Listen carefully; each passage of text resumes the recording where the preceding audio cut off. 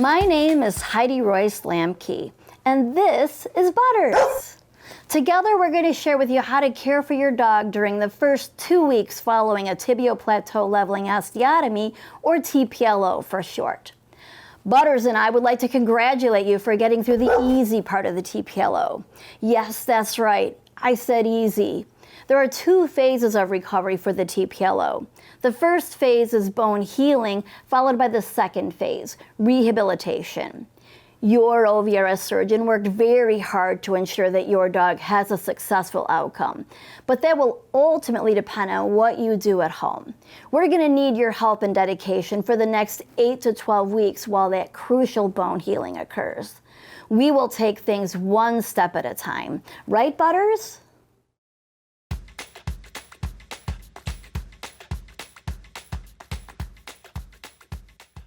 Your dog will be sent home with several different kinds of medications. It's really important that you carefully follow the instructions for each medication prescribed by your OVRS surgeon. The OVRS surgery coordinator will tell you when the next dose is due. You do not have to follow the time schedule exactly as we did, just do the best that you can within your schedule to adhere to it. If antibiotics were prescribed, please give your dog all of the pills provided. Side effects of antibiotics may include vomiting and diarrhea. Your dog will be sent home with 3 different classes of medications: non-steroidal anti-inflammatory drugs, such as Rimadyl and Deramax, adjunct pain control, that can include gabapentin and amantadine, and anti-anxiety or sedatives, such as trazodone.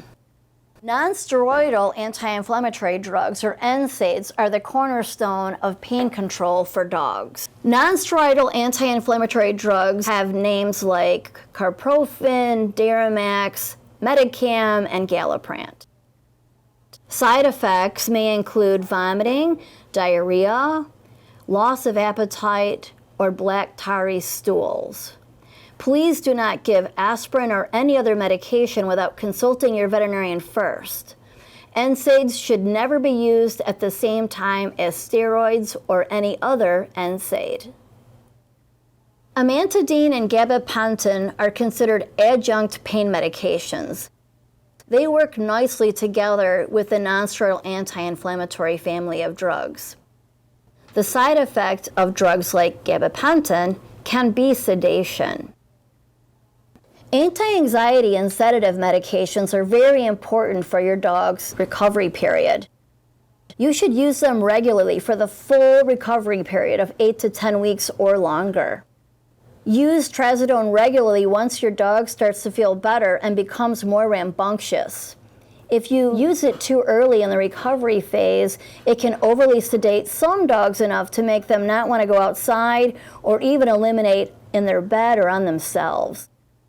Trazodone is a great drug to give to dogs that have known anxiety associated with veterinary visits. Feel free to give a dose of trazodone before all future veterinary visits, even the follow-up x-rays done at 8 to 10 weeks post-operatively. Your OVRS surgeon has prescribed many different kinds of medication to help keep your dog comfortable and relaxed at home. Some dogs will take pills mixed in a little bit of canned dog food. You can use a little bit of cheese, a little bit of peanut butter, or you can use these little pill pockets. There's a little cup inside. You can go ahead and put the pill right in there. And some dogs will take these like a treat. Unfortunately, Butters, some dogs do end up getting wise to bitter medications in them, and so it will be important to know how to pill your dog if necessary. All right, so to pill a dog, all you do is I like to hold the pill in my thumb and index finger. I use my hand on the upper jaw to pry open the upper jaw. Then I use my middle finger on the lower jaw, and you try to push that pill all the way to the back of the throat, and then you can rub their neck a little bit to get them to chew it and swallow it. The secret is if you can get that pill as far back in the throat as possible, you won't have to do it a second or third time. Right, Butters?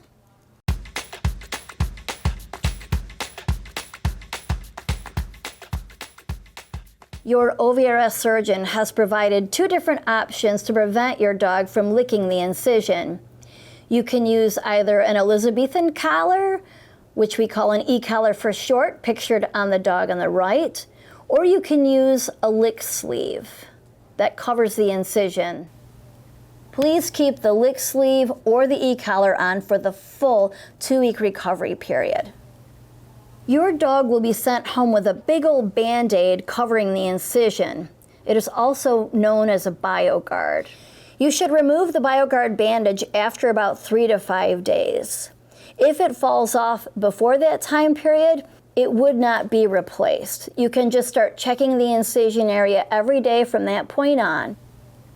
I recommend you take a photo of it so that you can know what it looks like at that time and help to monitor the progress. Generally speaking, the surgical wound will look the worst during the first 3 days after surgery.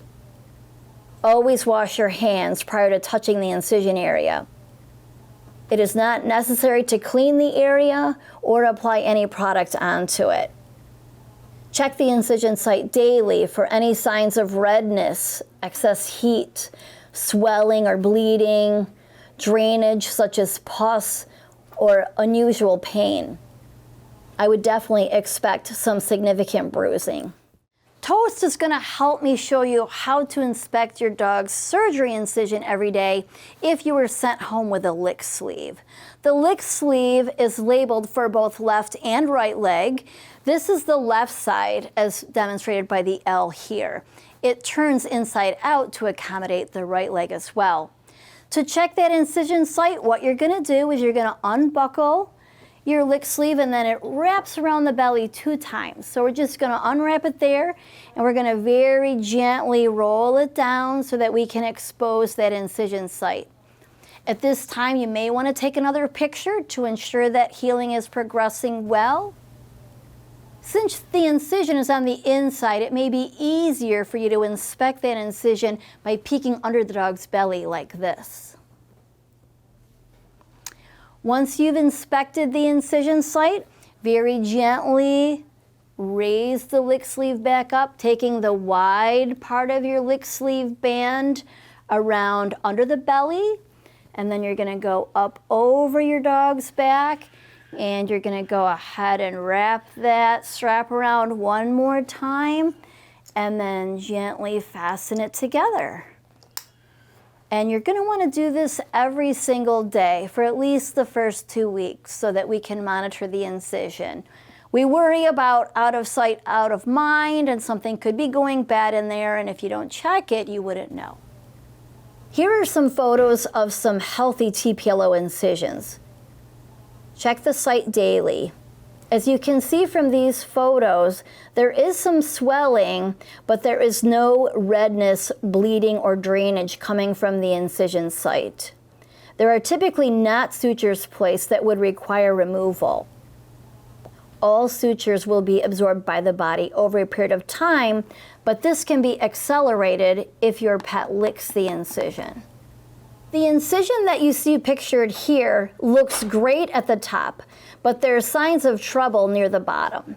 This is quite common when dogs are getting around the Elizabethan collar and can only get at the bottom of the incision site. If you're starting to see this, double check your Elizabethan collar to make sure it is long enough and extend past the ends of the nose. If you need an e-collar size adjustment, notify the OVRS coordinator. As you can see in this picture, the hair is starting to grow back. This incision probably was looking pink and now is starting to get redness underneath the skin. And there is a small area of redness that is of concern. Typically, when you identify signs like this, you may start to see drainage coming from the incision after a few days. Dogs that are developing an incision site infection will have excess pain or may become more lame on the leg than they were before, and they may also lose their appetite. This incision pictured on the far right is clearly not normal. You can see the top of the incision looks great, but there is drainage and fluid coming from the middle and bottom of the incision. If you see this, notify our hospital immediately. As you can see from these photographs, significant swelling can be associated with the TPLO surgery leg. Icing or cryotherapy will help decrease pain and swelling and accelerate their recovery. Eventually, swelling at the knee gets taken down to the ankle by gravity. Icing can be done for 10 to 20 minutes every 2 to 4 hours if possible. Ideally, try to get in at least 4 treatments a day. Never apply ice for longer than 20 minutes, nor apply to skin without a barrier. A pillowcase works well for this purpose. If you don't have a malleable medicinal ice pack, you can also use either crushed ice in a Ziploc bag or even a bag of frozen peas or beans.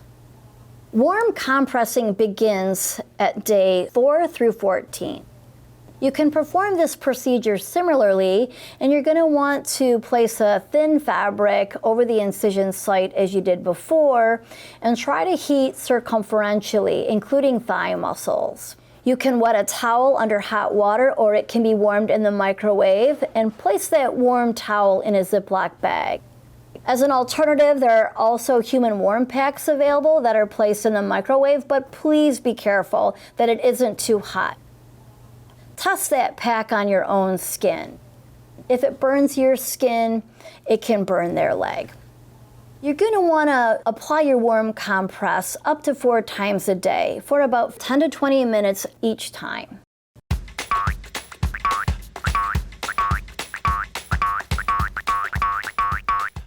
Activity restrictions are crucial to the success of this procedure. If I take a paper clip, I can bend it enough times and I can break it. The same is true of the bone implants. If they get cycled and fatigued enough times, they can break too. So it's kind of a race between the bone healing and the implant failing. If that implant fails before the bone is healed, then that would be a terrible situation, right, Butters? Butters, why are you dressed like a bee? Are you trying to be funny? Oh, are you trying to be good? Ah, we'll see. When your dog goes home, it's really important that you let your dog sit, lie down, and stand any way they feel most comfortable. In fact, dogs can walk on the leg for short distances outside to eliminate. Trazodone is going to be key here in this part of the recovery phase. Trazodone is going to work really good if you have a really hyperactive young dog like Butters. Typically, these dogs should be housed in a small confined area. An example would be a small bathroom, but you do want to make sure that there's good solid footing in that area, such as a carpet. During the next 2 weeks, activity restrictions are very strict. There will be no running, no jumping, no rough play, and your dog should always be on a leash to go outside to eliminate. This also means no fly ball, no frisbee, no soccer, no weight pulling, no chasing the cat. Use your Trazodone as often as you need to. Any leash walks should be less than 5 minutes and should progress at a snail's pace. Encourage your dog to place the foot on the ground with each step. One of the benefits of the TPLO include early return to function and weight bearing on the surgery limb. By 3 to 5 days after surgery, your dog should begin to touch the ground at a walk with the surgery leg. Many dogs are walking this well after only 2 short weeks postoperatively. Again, using the leg is okay as long as there's not going to be any running or jumping or rough play, and as long as your dog is on a leash at all times or out of their confined area. If you're seeing any backward progress where the dog was using its leg and then suddenly stops or becomes more lame when they weren't before, please call the hospital immediately. If you have slippery floors or stairs you can't avoid, you may consider getting a sling, such as the Quick Lift pictured here. This fleece-lined sling has adjustable straps that you can help your dog across those slippery surfaces. Again, we don't want to fatigue that metal and that plate, and the more times your dog is running or slips, then we're worried about that metal plate getting fatigued. If you want to save a little bit of cash and you're very crafty, you can make a homemade sling out of the grocery bag pictured here. So all you need to do is cut the sides out of that bag, and then you have a sling that looks a lot like the Quick Lift. And remember, you don't have to support your dog's weight with this sling as you go across those slippery floors or stairs you can't avoid. Just have it loosely in place so that if your dog does slip or trip, you're going to catch them and they're not going to fall. For very large dogs or dogs with pre-existing arthritis or pre-existing problems that prevent them from getting around easily, you may want to invest in either a rough wear harness or a help 'em up harness. Rough wear harnesses work great for smaller dogs. They have a handle over the back that helps you get your dog across those slippery surfaces or stairs you can't avoid.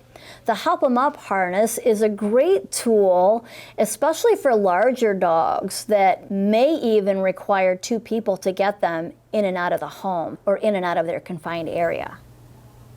Included in your dog's discharge folder is a handout called Keeping Your Pet Happy and Healthy After Surgery.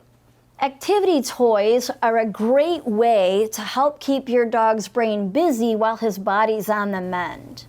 Luckily, dogs can get just as tired by thinking real hard as they can by running around a lot. Food puzzles are a great distraction. You can put your dog's whole breakfast in one of these toys, and maybe it takes your dog 20 minutes to roll that ball around and get out one kernel at a time, but then you know what? You just kept your dog busy for 20 minutes. Butters, where are you? I'm shocked you're not nagging on me to play with all of these toys. Another thing you can do is some basic obedience, because tricks like sit, down, paw, and stay don't involve running, jumping, or rough play. But if your dog is already a doggy genius, you can check out this book called Brain Games for Dogs. In here, there are games like targeting and weaving and shut the door. Many, but not all of the activities in that book would be appropriate for dogs recovering from an orthopedic surgery. Just make sure that you choose something that doesn't involve running or jumping or rough play. You can also play scent games. I had one gentleman tell me that his dog was panting and wanted a drink of water, just sniffing for treats in a box. There's a link here to a video called PD Play and Find It that explains how to play a scent game with your dog, and you could certainly do this in a small confined area with fewer boxes. Another great tool is the use of pheromones. There are adaptable collars and diffusers and sprays, and what these do is shower calming pheromones over the area where your dog hangs out, or if you have that adaptable collar that will last up to 30 days. The diffuser is a plug-in that also lasts up to 30 days and covers a 600 square foot area. The pheromones, like Adaptil, will just help your dog feel more relaxed during what could be considered a very stressful period of time.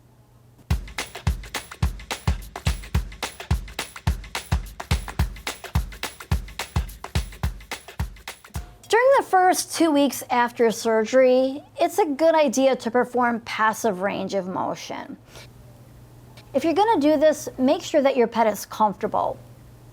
In fact, it may be wise to perform these exercises a few hours after your pet received a pain medication dose.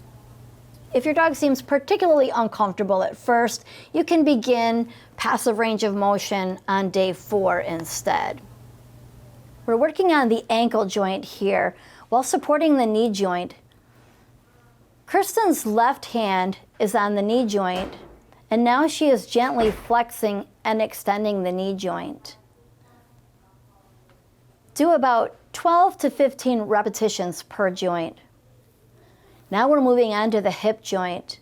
We're very gently flexing and extending the hip joint while keeping the knee and ankle extended. Again, your dog should not be uncomfortable while performing passive range of motion. If your dog seems reluctant to participate, you can also just try to tickle their toes and have them reflex their foot that way. This is your TPLO discharge folder. Please keep this handy because you'll need to refer to it regularly as your dog progresses through the healing phases. Inside, you'll find the doctor's very detailed instructions on how to care for your pet at home. It also covers more information about specific things like cryotherapy and 4-month rehabilitation. It also includes information on how you would know if your pet is painful. So, oh, Butters, please. And it includes information on activity toys and how you'll keep your pet's brain busy while his body's on the mend.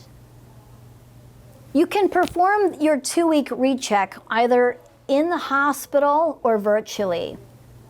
There is a virtual recheck form available on the OVRS website.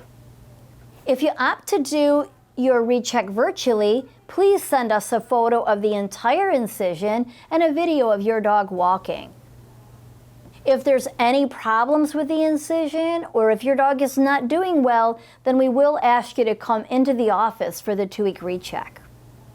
Congratulations! You now have all of the information you need to care for your dog at home following a TPLO for the first 2 weeks. If you still have additional questions, please let the surgery coordinator know.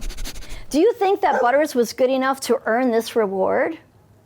If you do, let your OVRS coordinator know your vote. Butters, no, that's up for them to decide. You have to wait. Thank you.